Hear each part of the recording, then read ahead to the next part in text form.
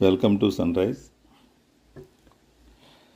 ఒంగోలు కత్తిపూడి జాతీయ రహదారి గురించి చిన్న విశ్లేషణ.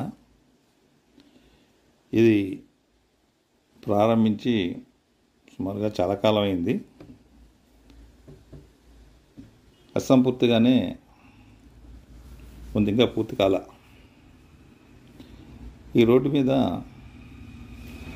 కత్తిపూడి నుంచి ఒంగోలు వరకు చాలాసార్లు ప్రయాణించడం జరిగింది. ప్రయాణిస్తూ రోడ్డు పరిశీలించడం జరిగింది. చాలా చోట్ల ఈ రోడ్డు నిర్మాణ లోపాలు చాలా ఉన్నాయి. నాణ్యత తిలోదకాలు ఇచ్చారని అనిపిస్తుంది.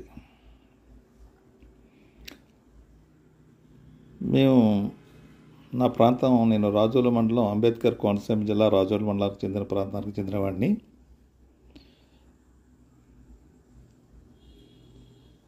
గెద్దాడ నుంచి, అంటే తాటిపాక కింద nearest village Geddada highway. Geddada నుంచి 3 కిలోమీటర్లలో రోడ్డు యొక్క లోపాలని పరిశీలించడం జరిగింది. చాలా చోట్ల రోడ్లు చిన్న చిన్న గుంతలు పట్టడం, నీరు నిలిచిపోవటం, ఎడ్జ్ మీద చిన్న రిమైట్మెంట్ వాల్వ్ ఉంది, గోడ మీద పిచ్చి మొక్కలు ములిసిపోయి రోడ్డుని ఆక్యుపై చేయటం. గెద్దాడ బస్ షెల్టర్ దగ్గరికి వచ్చేటప్పటికి చిన్న అడవిని తరపిస్తుంది. ఈ రోడ్డు మీద మెయింటెనెన్స్ లేదు.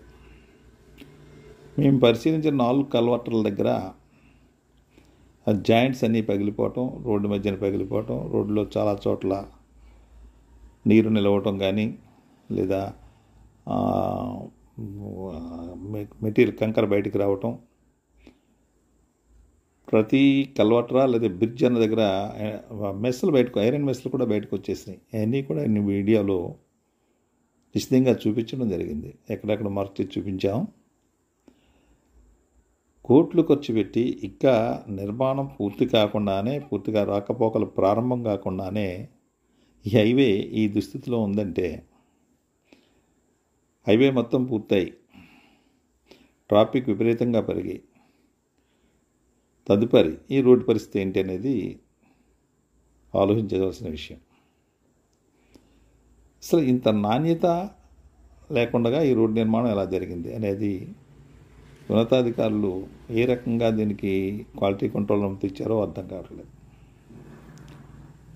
ఒంగోలు నుంచి కత్తిపూడి వరకు నేను ప్రయాణం చేసే సందర్భాల్లో చాలా వరకు కాకినాడ, లక్ష్మీపురం లోకల్ మధ్య